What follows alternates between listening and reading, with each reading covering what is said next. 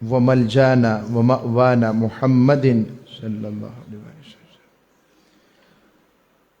نبی الامین المکین الحنین الکریم رؤوف رحیم اما بعد فاعوذ باللہ من الشیطان الرجیم بسم اللہ الرحمن الرحیم قال اللہ تبارک وتعالی فی القرآن المجید یا ایہا الذین آمنوا لا تدخلوا بیوت النبی الا ان یؤذن لکم الى طعام غیر ناظرین اناہ ولكن اذا دعیتم فادخلوا فاذا طعمتم فانتشروا ولا مستأنسین لحدیث ان ذلكم كان يؤذي النبي فيستحيي منكم والله لا يستحيي من الحق وإذا سألتموهن متاعا فاسألوهن من وراء حجاب ذلكم أطهر لقلوبكم وقلوبهن وما كان لكم أن تؤذوا رسول الله ولا أن تنكحوا أزواجه من بعده أبدا إن ذلكم كان عند الله عظيما وقال الله تبارك وتعالى في مقام آخر إن الذين يؤذون الله ورسوله لعنهم الله في الدنيا والآخرة وأعد لهم عذابا مهينا صدق الله مولانا العظيم وصدق رسوله النبي الأمين الكريم۔ اللہ رب العزت کا احسان اور اس کے حبیب مکرم صلی اللہ علیہ وآلہ وسلم کی بارگاہ کا صدقہ ہے کہ جس کی توفیق سے ہمیں ایمان کی بہار اور تاجدار کائنات صلی اللہ علیہ وآلہ وسلم کے امتی ہونے کا شرف اور خیر اور مرتبہ عطا ہوا ہے۔ آج کا موضوع ہمارا محرم الحرام کا چوتھا جمعہ ہے اور جمعہ چہارم پر بھی ہم آج کے موضوع میں وہ بنیادی کردار جو سانحہ کربلا کا بپا کرنے والا مرکزی کردار ہے، جس کی وجہ سے یہ سانحہ کربلا، جس نے اپنے اقتدار کو بچانے کے لیے، اپنے اقتدار کو طول دینے کے لیے اور امام عالی مقام کی آواز کو دبانے کے لیے اور حق کو مٹانے کے لیے نشانی رسول، آیت رسول، خون رسول، محبوب رسول صلی اللہ علیہ وسلم کی ذات کی بھی بے حرمتی کی گئی، آپ کی آل کی بھی بے حرمتی کی گئی۔ وہ ذات جو سواری مصطفیٰ بنی، ان کو اور ان کی آل اور آد کو تکلیف پہنچائی گئی اور تکلیف سے بڑھ کر اذیتوں کا وہ ایک آسمان ان پر گرانے کی جسارت کی ہے کہ جس کا جتنا بھی جس پر بات کی جائے اور جتنا بھی اس کا بیان کیا جائے کم ہے۔ اب جب یہ معاملہ پیش آتا ہے تو باطل کے ساتھ حق اور حق کے سامنے ہمیشہ باطل آیا ہے۔ اس بات کو تقریباً 1450 سال قبل یہ سانحہ ہوا اور اس سانحہ کو سمجھنے کے لیے ہمیں اپنے عقل اور دماغ کے بجائے جن کے سامنے اور جن کے زمانے میں سانحہ ہوا ہے ان کی زبان سے سمجھنے کی ضرورت ہے۔ وہ اس یزید کے بارے میں، اور آقا علیہ الصلوۃ والسلام نے بھی یزید کی نشاندہی فرما دی تھی، حضور نے بھی اشارتاً اس کی بات کر دی تھی، تو اس کے باوجود کچھ لوگ اور کچھ ذہن اور کچھ غلط فہمی کا شکار ہو کر، جنہیں پتہ ہی نہیں ہے یا پتہ ہونے کے باوجود چونکہ وہ براہ راست امام حسین کی مخالفت کرنے کی جرت نہیں کرتے، تو وہ دفاع صحابہ اکرام رضوان اللہ اجمعین کی آڑ میں یزید کو بچانے کی کوشش کرتے ہیں۔ کبھی یزید کو نعوذ باللہ من ذالک حق حکمران قرار دیتے ہیں، کبھی یزید کو خلیفہ قرار دیتے ہیں، کبھی یزید کو امیر المومنین لکھا جاتا ہے، اور کبھی یزید کو، جو امام عالی مقام کا اتنا بڑا سانحہ اور شہادت ہوئی، اس شہادت کی روشنی میں یزید کو اس سے مبرہ قرار دیتے ہیں کہ یزید نے تو براہ راست حکم ہی نہیں دیا تھا، یا وہ میدان جنگ میں موجود ہی نہیں تھا، اس کا کیا قصور ہے، بلکہ وہ تو بعد میں رونے لگ پڑا تھا۔ اور اس طرح کے میں تو ڈھکوسلے کہوں گا اس کو، اور امام عالی مقام کے مطابق ان کو سمجھنے کے باوجود ان کو حق پر نہ جاننا، حتیٰ کہ دل کے کسی گوشے میں بھی گمان آ جانا کہ شاید کہ امام حسین حق پر نہیں تھے، وہ سمجھے کہ کیا اس کا ایمان باقی ہے کہ نہیں۔ غور کرے ذرا، میں فتویٰ نہیں دے رہا، میں غور کروا رہا ہوں، ہماری عادت نہیں ہے فتویٰ دینا، سوائے ایک شخص یزید کے بارے میں فتویٰ دیتے ہیں۔ آج ہم اسی پر، اور پھر کچھ اس ذہنوں کی طرف لے کر گئے ہیں کہ امام علی مقام کی شہادت ایک جان کی شہادت ہے، تو ان کو قتل کرنے والا، شہید کرنے والا تو کیسے کافر ہو سکتا ہے؟ وہ تو ایک انسانی جان کو قتل کیا گیا ہے، تو کسی انسانی جان کو قتل کرنے والا کافر کیسے ہو گیا؟ یہ لوگوں نے کہاں سے علم گھڑ لیا ہے؟ انہیں مقام حسین کا پتہ ہی نہیں ہے، وہ سمجھ ہی نہیں سکے کہ یہ صرف نفس حسین کی بات ہے یا اصل میں حسین خود نفس رسول ہیں۔ اس حوالے سے ہم بات کرنے کی کوشش کریں گے اسی، اور پھر امام اعظم پر بہتان ڈالا جاتا ہے۔ آج یہ بھی بتا دوں، یہ بھی اللہ نے کرز عطا کیا، یہ بھی امام اعظم ابو حنیفہ پر الزام لگایا جاتا ہے، اور ببا کے دوہل میں نے خود کئی مرتبہ کانوں سے سنا ہے، جو حنفیت کا اقرار کرتے ہوئے ان کی تقلید کرتے کہتے ہیں امام اعظم نے بھی کچھ نہ لعنت کی ہے نہ خاموش، وہ تو خاموش ہے۔ یہ بھی امام اعظم پر الزام ہے، یہ بھی امام اعظم ابو حنیفہ پر الزام ہے۔ امام مالک نے بھی اس پر بات کی ہے، امام شافعی نے بھی بات کی ہے، اور امام احمد بن حنبل نے تو باقاعدہ صرف لعنت نہیں کی، کفر کا فتویٰ دیا اس کے خلاف۔ اب میں آتا ہوں موضوع کی طرف، میرے سوالات سمجھ لگ گئے نا آپ کو کہ اس کی اہمیت کتنی ہے آج کے ہمارے ٹاپک کی، تاکہ اس کی اہمیت کو سمجھیں، اور یہ بھی محبت رسول کا تقاضا ہے۔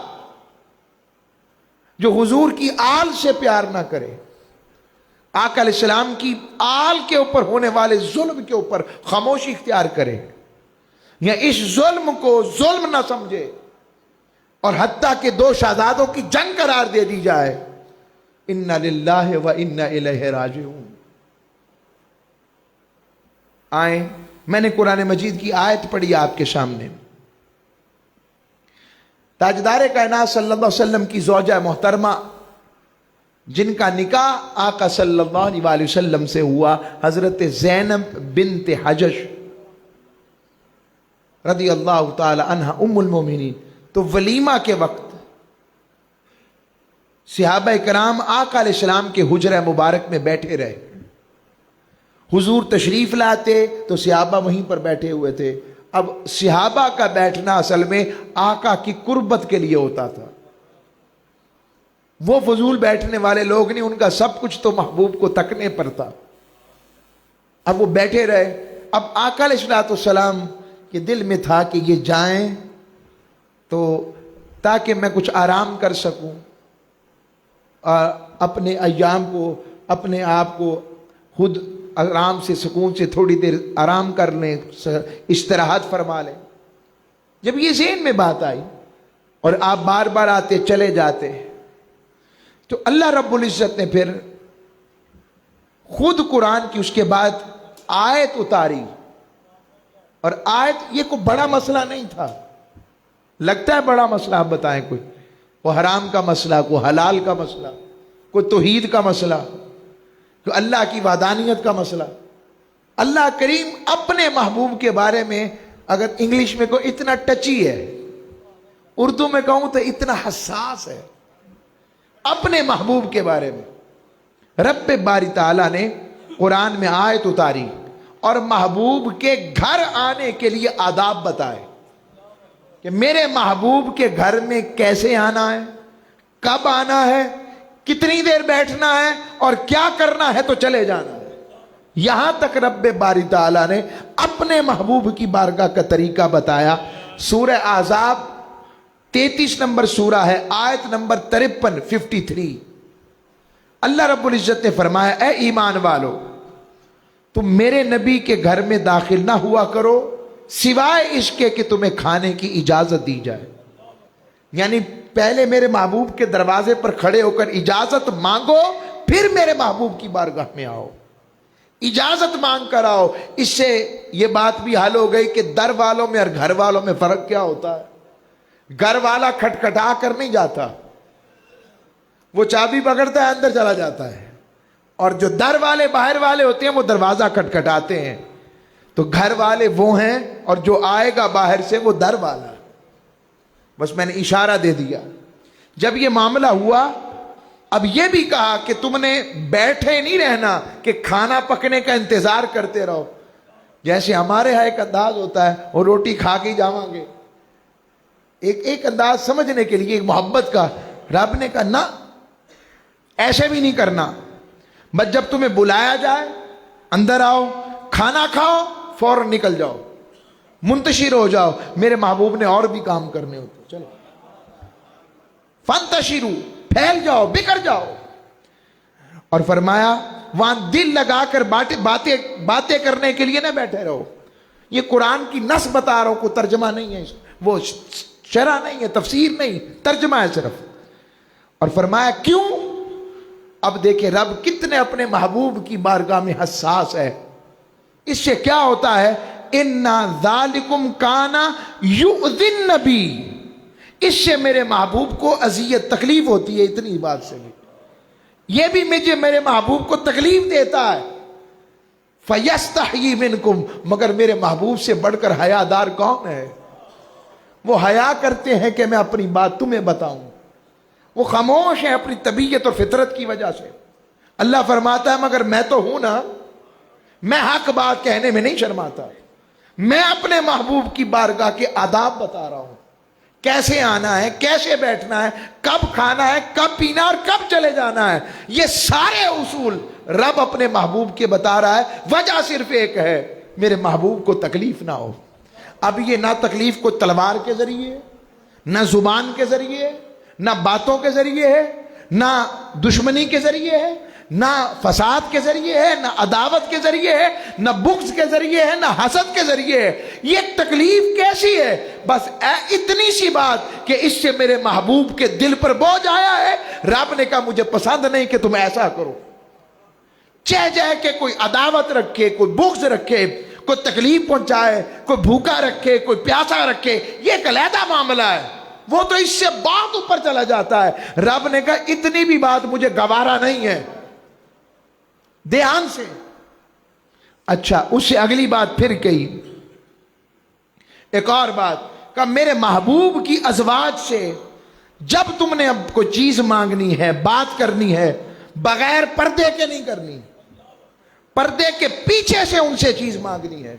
اس سے بھی میرے محبوب کو تکلیف ہوتی ہے کہ کوئی میرے محبوب کی ازواج کے ساتھ براہ راست بے تکلفانہ بات کرے۔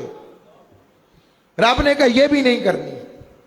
آگے آئیں، کچھ نے یہ کہا کہ ہم فلاں زوجہ سے آقا کے وصال کے بعد نکاح کر لیں گے. فرمایا وما کان لکم ان تؤذوا رسول اللہ، تمہیں کیا ہو گیا ہے کہ تمہارے لیے جائز نہیں ہے تم میرے رسول کو تکلیف پہنچاؤ.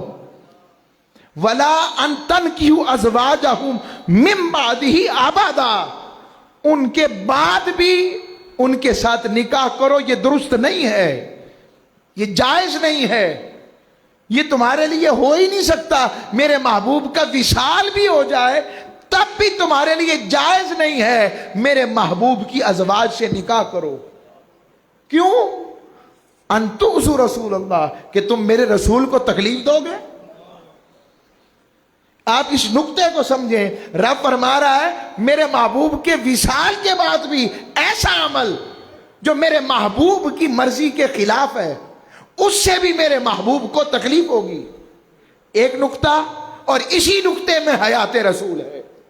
اوروں کے لیے جانے والے جو دنیا سے چلے جائیں تو ان کی ازواج بیوہ ہیں، میرے محبوب کی ازواج بیوہ ہیں ہی نہیں.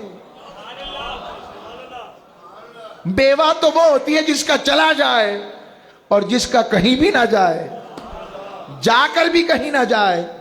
ورنہ رب کہہ رہا ہے محبوب کو اس کے بعد بھی تکلیف پہنچے. پتہ لگا یہ حیات النبی کی دلیل بھی بن گئی آیت. یہ حیات النبی کی دلیل بن گئی آیت کہ کیا قرآن کی آیتیں ہیں، یہ کوئی اور بات ہے ہی نہیں کہ اس سے بھی میرے محبوب کو تکلیف پہنچتی ہے. بس تکلیف دنیا میں ہوتی ہے کہ جانے کے بعد بھی اسی طرح ہوتی ہے. بتایا نہیں، اوروں کی بات اور ہے، میرے محبوب کی بات اور ہے. ان کی زندگی کو، ان کے وصال کو اپنے اوپر قیاس نہیں کرنا. تو زندہ ہے واللہ، تو زندہ ہے واللہ، میری چشم عالم سے چھپ جانے والے. اور اس حوالے سے علامہ ابن تیمیہ وہ اپنی کتاب الصارم المسلول علی شاتم الرسول، اس میں اسی آیت کی روشنی میں بیان کرتے ہیں، جن کو شیخ الاسلام کہا جاتا ہے عرب سعودیہ والے.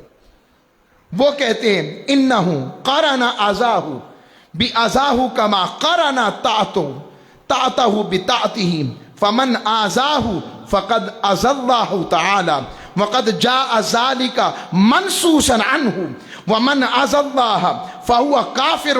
کہا اللہ رب العزت نے حضور کی اذیت کو اپنی اذیت کے ساتھ جوڑ دیا ہے، جس طرح آپ کی اطاعت کو رب نے اپنی اطاعت کے ساتھ جوڑ دیا ہے، اپنی محبت کو محبوب کی محبت سے جوڑ دیا ہے، اپنے اوپر ایمان لانے کو محبوب پر ایمان لانے سے متصل کر دیا ہے. لہٰذا جس نے بھی تاجدار کائنات کو اذیت دی، تکلیف پہنچائی، اصل میں اس نے اللہ کو اذیت اور تکلیف پہنچائی. اور یہ بات منصوص ہے کہ جو اللہ کو اذیت دیتا ہے اس کا اسلام جاتا رہا، وہ کافر ہو گیا ہے. یہ علامہ ابن تیمیہ بتا رہے ہیں. اور پھر فرمایا وَإِنَّ جِهَةَ حُرْمَةِ اللَّهِ تَعَالَى وَرَسُولِهِ جِهَةٌ وَاحِدَةٌ فَمَنْ أَذَى الرَّسُولَ فَقَدْ أَذَى اللَّهَ وَمَنْ أَطَاعَهُ فَقَدْ أَطَاعَ اللَّهَ لِأَنَّ الْأُمَّةَ لَا يَصِلُونَ مَا بَيْنَ وَبَيْنَ رَبِّهِمْ إِلَّا بِوَاسِطَةِ الرَّسُولِ صلی اللہ علیہ وسلم. فرما اللہ کی عزت، اللہ کی حرمت اور اس کے رسول کی عزت اور حرمت ایک ہی بات ہے. جس نے رسول کو تکلیف دی اس نے یقیناً اللہ کو تکلیف اور اذیت دی، اور جس نے آپ کی اطاعت کی اس نے ایسا نہیں ہے کسی بندے یا نبی کی اطاعت کی، میری اطاعت کی. کیونکہ امت آپ کی وساطت اور وسیلے کے بغیر، یہ علامہ ابن تیمیہ لکھ رہے ہیں کہ ان کے بغیر اللہ کو نہیں پا سکتی. یعنی رب کو پانے کے لیے ہم سب تاجدار کائنات کے در کے بھی محتاج ہیں. ذات کے لیے ہم محتاج ہیں تو در مصطفیٰ اور ذات مصطفیٰ کے.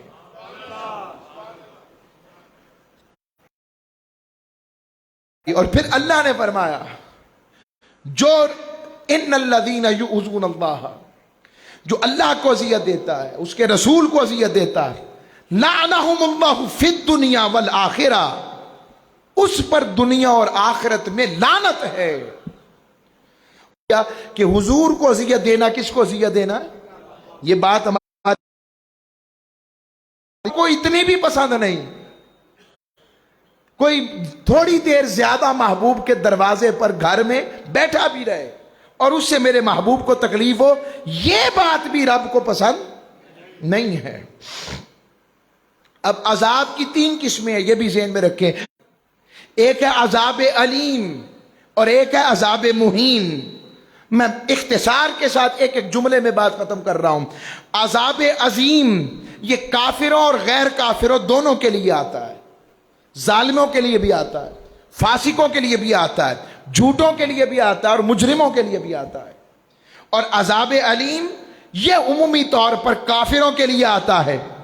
اب اور عذاب مہین یعنی بڑی تکلیف، اذیت رساں اور درد انگیز سزا کو کہتے ہیں، جو مجرم کو ہر جگہ ذلیل کر دے، رسوا کر دے، اس کے کوئی عزت باقی نہ رہے، اتنی تکلیف پہنچائے کہ دوسروں کے لیے وہ عبرت ہو جائے۔ اور عذاب مہین بھی ہمیشہ کافروں کے لیے وارد ہوا ہے، کبھی مومنوں کے لیے وارد نہیں ہوا ہے۔ یہ میں آپ کو ایک فلسفی دینے کی کوشش کر رہا ہوں کہ رب نے یہاں پر عذابم علیمہ نہیں کہا، یہاں پر رب نے عذابن عظیمہ بھی نہیں کہا، بلکہ تیسرے درجے کے عذابم مہینہ کی بات کی ہے۔ اب پرابلم کیا ہے؟ کچھ لوگ اس آیت کو لے کر اگلی آیت کو سمجھ نہیں سکے، وہ اگلی آیت کو امام علی مقام پر لے آئے ہیں۔ وہ کیا آیت ہے؟ وہ کہتے ہیں والذین یؤذون المؤمنین والمؤمنات بغیر ما اکتسبوا فقد احتملوا بہتانا واثما مبینا۔ جو لوگ مومن مردوں اور عورتوں کو اذیت دیے بغیر کہ اس کے کہ انہوں نے کچھ خطا کی ہو، تو بے شک انہوں نے بہتان اور کھلے گناہ کا بوجھ اپنے سر لیا۔ یعنی وہ ایسی بات مومن مردوں عورتوں کی طرف منسوب کر دیں جو انہوں نے نہ کی ہو، انہوں نے کی نہیں ہے، ان پر بہتان لگا دیا جائے، تو وہ کہہ رہے ہیں، اللہ کہہ رہا ہے وہ بہت بڑا گناہ ہے۔ کچھ لوگ امام حسین کی شہادت پر یہی آیت اور یہ سمجھتے ہیں کہ یہ ایسے ہی ہے جیسے مومن مرد کو تکلیف دینا ہے۔ نہیں، جس طرح رب باری تعالیٰ نے محبت کی وجہ سے، چاہت کی وجہ سے اپنے محبوب کو خود سے جدا نہیں کیا، اس طرح میرے مصطفیٰ نے بھی اپنی ذات سے اپنے حسین کو جدا نہیں کیا ہے۔ جس طرح رب باری تعالیٰ نے مداومت کے ساتھ اپنے محبوب کے ذکر کو جوڑ کے رکھا ہے، اسی طرح تاجدار کائنات نے اپنے ذکر کے ساتھ اپنی آل کے ذکر کو جوڑ کے رکھا ہے۔ رب باری تعالیٰ نے اگر محبوب کی اطاعت کو اپنی اطاعت کہا ہے تو مصطفیٰ نے حسین کی محبت کو اپنی محبت کہا ہے۔ اگر رب باری تعالیٰ نے محبوب کی عصمت کو، محبوب کے حکم کو اپنا حکم کہا ہے تو آقا علیہ السلام نے حسین کو اپنی جان اور حسین کی جان کو اپنی جان کہا ہے، اپنے آپ کو حسین کی جان اور حسین کی جان کو اپنی جان کہا ہے، حسین کی محبت کو اپنی محبت، حسین پاک کی چاہت کو اپنی چاہت کہا ہے۔ آقا علیہ السلام نے ہر مقام پر انہیں جوڑ کے رکھا ہے، حتیٰ کہ جنت میں بھی اپنے ساتھ رکھا ہے۔ اور سیدہ شباب اہل الجنہ کہ حسن و حسین دونوں جنتی نوجوانوں کے سردار ہیں، اپنی آل پر بھی درود پڑھایا ہے۔ ہر جگہ جوڑنے کا مقصد یہ ہے کہ نفس رسول کو، اور آقا نے فرمایا، حضور نے فرمایا ہے، فرمایا جو ان دونوں سے محبت رکھے وہ مجھ سے محبت رکھتا ہے، جو ان سے بغض رکھتا ہے وہ مجھ سے بغض رکھتا ہے۔ اور حضور نے فرمایا جو تم سے محبت کرے، تم سے دوستی کرے، اس سے بھی میری دوستی، اور جو تم سے جنگ کرتا ہے اس سے مصطفیٰ کا اعلان جنگ ہے۔ اس نیز پر امام عالی مقام کو دیکھا جائے، آپ نفس رسول ہیں، آپ جان رسول ہیں، آپ ٹھنڈک رسول ہیں، آپ خوشبو رسول ہیں، آپ محبت رسول ہیں، آپ تاجدار کائنات کی گلشن کے پھول ہیں، آپ سیدہ زہرا کے لال ہیں، علی المرتضیٰ کے لال ہیں، آقا علیہ السلام کی جان شان آن بان ہیں، حتیٰ کہ آقا کی تصویر ہے سرتپا، آقا علیہ السلام کی سرتپا تصویری حسین پاک ہے اور حسن پاک ہے۔ یہ ساری شانوں کے بعد سمجھ لگتی ہے۔ اب بتائیں یہ مسئلہ اب لائیں یزید کو ادھر اور کربلا کے میدان میں، یہ بات تو طے پا گئی، کوئی پھول تو کہے، مگر جو اس پھول کو مس لے اس کے خلاف بات نہ کرے. کوئی آپ کے محبوب کے گلشن کے پھول کو مس لے, ان کے سر تن سے جدا کرے, ان پر اپنے گھوڑے دوڑائے, ہائے وہ کیا, مجھے سمجھ نہیں لگتی. امام حسین کی تعریف بھی کرتے ہیں اور یزید کی مخالفت بھی نہیں کرتے, اور حتیٰ کہ جو قتل کیا ان کی مخالفت بھی نہیں کی جاتی. ان پر بھی اب تو بدبختی یہاں تک آ گئی, کہتے ڈاکو تھے جنہوں نے شہید کر دیا تھا, پتہ ہی نہیں لگا.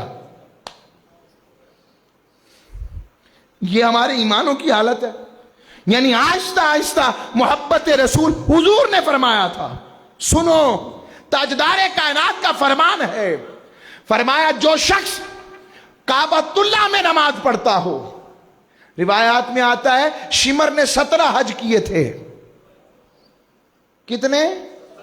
17 حج کیے تھے. میں ان کے لیے بات کر رہا ہوں.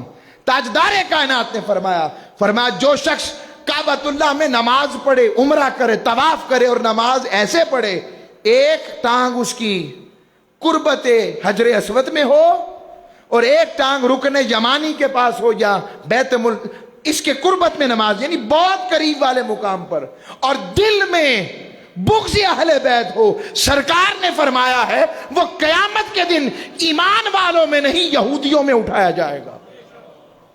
تاجدار کائنات نے فرمایا اس کا خاتمہ یہودیوں میں ہوگا. اب آ جائیں اس بات کی طرف, یزید کا کردار کیا تھا. میں صرف آئمہ کے نام لوں گا جنہوں نے یزید کے کردار پر گواہی دی ہے.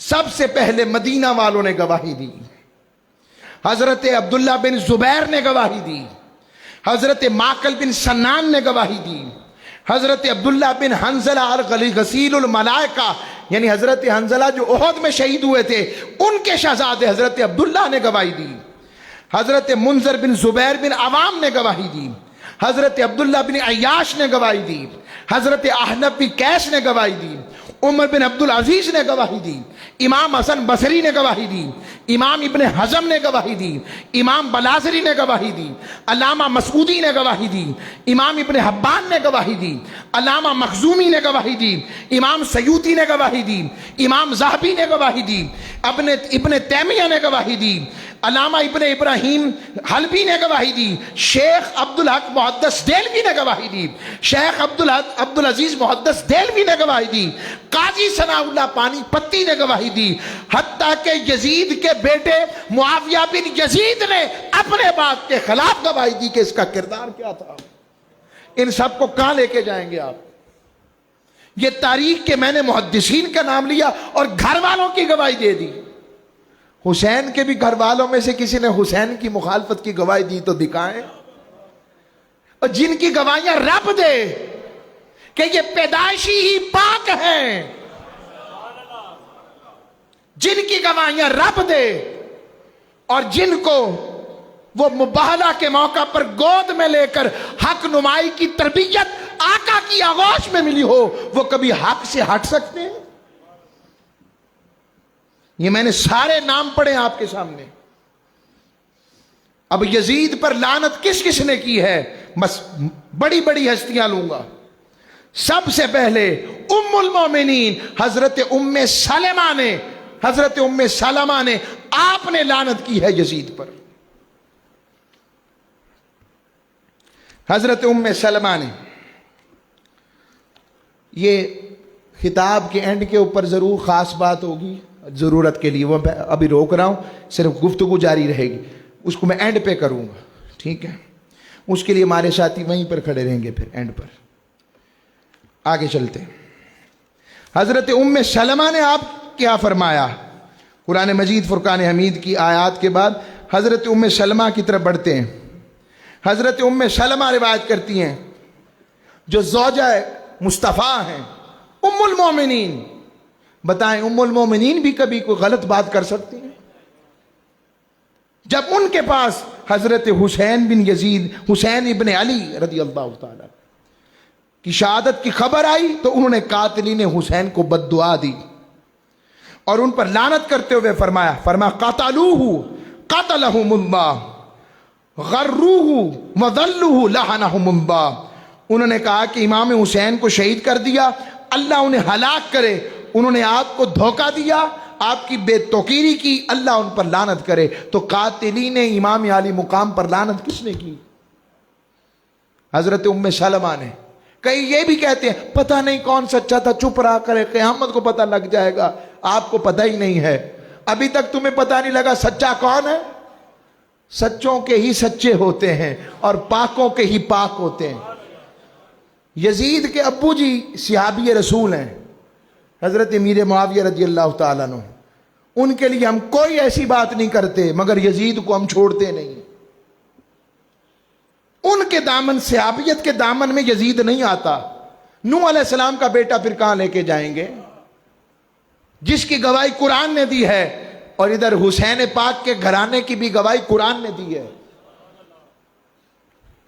بات ذہن میں رکھیں، جن کا تقوی سب مانے۔ اور ایک اور بات، اتنا مانتے تھے امام حسین کو، یزیدی کربلا میں بھی امام حسین ہی تھے جو مسلح پر کھڑے ہوتے تھے، ان کے پیچھے سارے یہ نماز پڑھتے تھے۔ حضرت عبداللہ بن زبیر نے، آپ نے یہ بات فرمائی، فرمایا انہوں نے لوگوں کو یزیدی حکومت کے خلاف صلاح مشورے کے لیے بلایا، اور وہاں پر یزید پر لعن طعن کیا، اور اسے فاسق اور متکبر کا نام دیا حضرت عبداللہ بن زبیر نے۔ ایک شخص، یہ جن پر میں جن کا فتویٰ سنانے لگا ہوں، یہ 450 ہجری میں آپ کا ولادت ہے، 504 ہجری میں ان کا وصال ہے۔ ان کا نام ہے امام ابو الحسن علی بن محمد الطبری البغدادی، المعروف بامام القیاء الحراسی۔ القیاء الحراسی تبرستان کی زبان میں بہت بڑے عالم کو القیاء الحراسی کہتے ہیں۔ کئی لوگ کہیں گے یہ کون ہے تبری بغدادی صاحب، ہم تو نہیں جانتے، تو میں ان کا حوالہ بتاتا ہوں۔ یہ امام الحرمین، امام جوینی، امام الجوینی کے شاگرد ہیں، اور امام محمد غزالی رحمت اللہ علیہ کے کلاس فیلو ہیں۔ کیا انہیں غزالی ثانی بھی کہا جاتا ہے، اتنی بڑی شخصیت ہے۔ میں نے کہا رہ نہ جائے، وہ سب سے پہلے ان سے پوچھا گیا کیا وہ صحابی تھا، کیا اس پر لعنت جائز ہے؟ کہا وہ صحابی کہاں سے تھا، وہ تو حضرت فاروق اعظم کے دور میں پیدا ہوا تھا۔ رہی بات اس کے لعن پر، تو اس کے لعن کے اوپر حضرت امام اعظم ابو حنیفہ کے بارے میں کہتے ہیں کہ امام ابو حنیفہ کے 2 قول ہیں۔ یہ کہنا کہ امام اعظم نے یزید کو کچھ نہیں کہا، یہ سراسر جہالت ہے۔ یزید کے لیے امام اعظم کے 2 قول ہیں۔ پہلا قول ہے کہ یزید پر اشارۃ لعنت جائز ہے، اور ایک ہے کہ یزید کا نام لے کر صراحت کے ساتھ اس پر لعنت جائز ہے۔ امام قیاسی اور یہ امام کے القیاء الحراسی، امام القیاء الحراسی، یہ انہوں نے بیان کیا، امام طبری البغدادی نے۔ یہ امام غزالی کے ہم زمانہ اور ان کے کلاس فیلو، کلاس میٹ ہیں۔ امام جوینی ایک ہی شیخ کے استاد ہیں۔ پھر امام مالک نے بھی اس کے لعنت پر فتویٰ دیا، امام شافعی نے بھی اس کی یزید پر لعنت کا فتویٰ دیا، اور امام احمد بن حنبل تو لعنت کا بھی فتویٰ دیتے ہیں، اور امام احمد بن حنبل یزید پر کفر کا بھی فتویٰ دیتے ہیں۔ یہ بھی میں آپ کو بتا دوں۔ اور امام احمد بن حنبل سے پوچھا، اور اس موقف کو اعلی حضرت الشاہ احمد رضا خان بریلوی رحمت اللہ علیہ انہوں نے اپنے فتاوی میں بیان کیا ہے۔ حضور سیدی اعلی حضرت نے،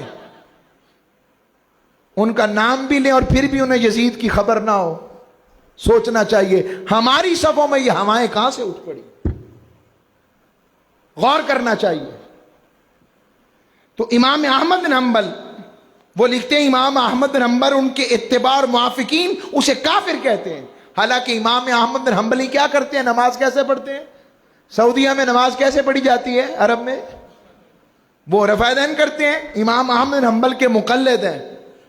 ان سے پوچھا کہ آپ اس کے بارے میں کیا کہتے ہیں، پھر آپ نے سورہ محمد کی آیت پڑھی، فرمایا فَهَلْ عَصَيْتُمْ إِن تَوَلَّيْتُمْ أَن تُفْسِدُوا فِي الْأَرْضِ وَتُقَطِّعُوا أَرْحَامَكُمْ أُولَٰئِكَ الَّذِي لَعَنَهُمُ اللَّهُ فَأَصَمَّهُمْ وَأَعْمَىٰ أَبْصَارَهُمْ کیا قریب ہے اگر والی ملک ہو تو زمین پر فساد برپا کرو اور اپنے نسبی رشتے کاٹ دو؟ یہ ہیں وہ لوگ جن پر اللہ نے لعنت فرمائی ہے، انہیں بہرا کر دیا اور ان کی آنکھیں پھوڑ دی ہے۔ اس نیج پر امام احمد بن حنبل یزید پر کفر کا فتویٰ لائے ہیں۔ ٹھیک ہے، ایک اور اس میں بات بیان کر دوں،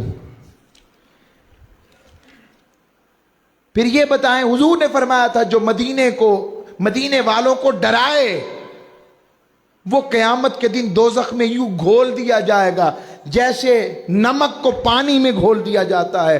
حسین سے بڑا مدنی کون ہے؟ حسین سے بڑا مدنی کون ہے؟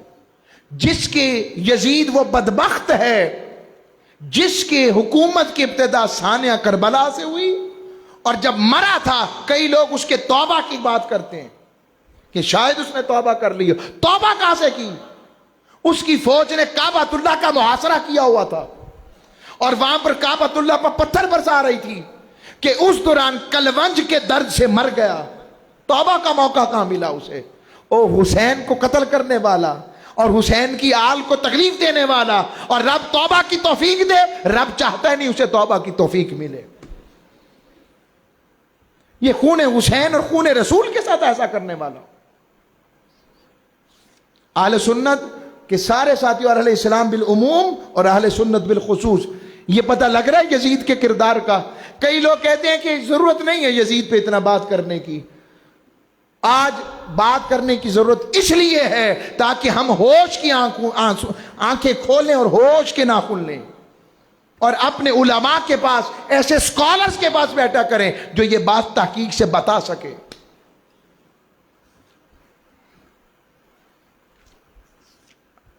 اور امام علی مقام کی بارگاہ میں آگے چلتا ہوں، یزید نے خط لکھے تھے، پھر اس خطوط کے حوالے سے پتہ لگتا ہے کہ کس کس نے یزید کی اس بات کو کھول کے رکھ دیا تھا۔ خطوط لکھے حضرت عبداللہ ابن عباس فرماتے ہیں یزید نے قتل کروایا تھا یزید حسین پاک کو، یہ آل رسول کے قتل کا براہ راست ذمہ دار ہے۔ حضرت عبداللہ ابن عباس نے فرمایا یزید نے عبید اللہ زیاد کو مراسلہ لکھا تھا، اور یہ کوڈ ورڈز ہوتے ہیں، یہ ہم سرکاری جاب میں جو لوگ کئی لوگ ہوتے ہیں انہیں پتا ہوتا ہے، فوج میں لوگ ہوتے ہیں، ہر چیز کو ڈائریکٹ نہیں لکھا جاتا، کچھ چیزیں کوڈ ورڈز میں ہوتی ہیں، بس اگر یہ نہ ہو تو کام مکمل کر دیجئے گا، یہ جانتے ہیں لوگ۔ ایسے ہی جملے کوڈ ورڈز امام حسین کے بارے میں یزید نے خط لکھا تھا عبید اللہ ابن زیاد کو۔ عمر ابن سعید نے ابن زیاد کو یزید کا پیغام پہنچایا کہ امام حسین کو قتل کر دیا جائے۔ ابن زیاد کا کھلا اعتراف ہے کہ اس نے یزید کے براہ راست حکم پر حسین پاک کو نعوذ باللہ شہید کیا ہے۔ یزید نے ولید بن عتبہ کو بھی اشارتی زبان میں حسین پاک کے قتل کا حکم دیا تھا مدینہ پاک میں۔ یزید کے بیٹے نے بتایا ہے کہ میرے باپ نے حسین پاک کو شہید کیا ہے اور اس کا براہ راست حکم دیا تھا۔ ائمہ عظام علماء کرام نے یزید کو براہ راست قتل کا ذمہ دار ٹھہرایا ہے، اور اگر یزید اتنا ہی بڑا محب اہل بیت اور حسین پاک کی تکریم والا تھا تو اس نے پھر قاتلوں کو سزا کیوں نہ دی، بلکہ ان کے اوپر انعامات کی نوازش کی، انہیں سلطنت دے دی، کیوں سزا نہیں دی اس نے؟ اور آخری بات، چلے چھوڑیں واقعہ کربلا تو چلے، میں ایک فرض کیا حالانکہ ایسا نہیں ہے، مانا جو مدینہ والوں کے ساتھ یزید نے کیا، واقعہ حرہ کی روشنی میں کیا، 3 دن تک حضور کے مدینے کو پامال کیا، 7,000 کے قریب صحابہ صحابیات کو شہید کیا، اور 3 دن تک اپنے گھوڑے اور خچر فوج کے آقا کے اس روزے پر جہاں پر ہمارا سب کچھ قربان ہو، جہاں آواز بھی اونچا کرنا بے ادبی ہے، وہاں کھڑے کی اس بدبخت نے۔ حضرت سعید بن مسیب کہتے ہیں مجھے پاگل سمجھ کر انہوں نے چھوڑ دیا یزیدیوں نے، اور میں آقا علیہ الصلوۃ والسلام کے جو حضور کا منبر تھا اس کے پیچھے چھپ گیا، بس مجھے قبر مصطفیٰ سے اذان کی آواز آتی تھی، میں اس وقت نماز پڑھتا تھا۔ ابھی بھی یہ کوئی سمجھے؟ اور جب امام علی مقام کا سر انور لایا گیا،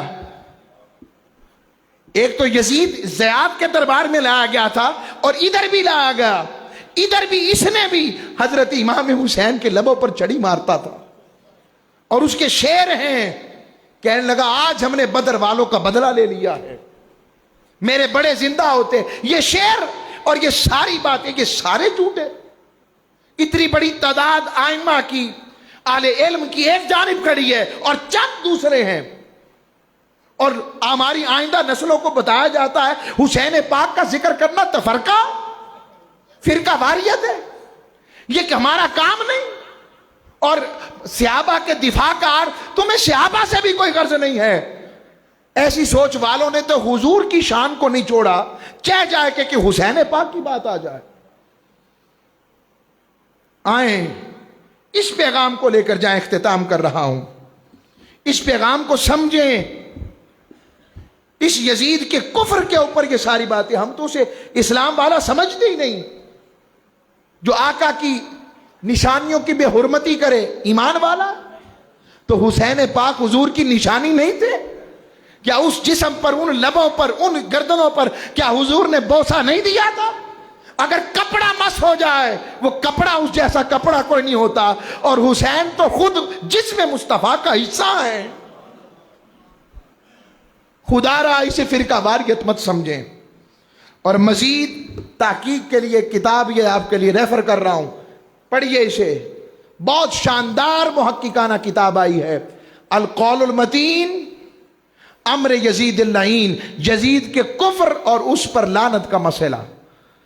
یہ کتاب ڈاکٹر طاہر القادری صاحب نے لکھی ہے، تحقیقی پڑھنے والی، اور پڑھیں اور پھر بتائیں ہمیں کیسا کام ہے۔ اللہ ہم سب کو عمل والا رکھے۔ آخری جملہ سن لیں،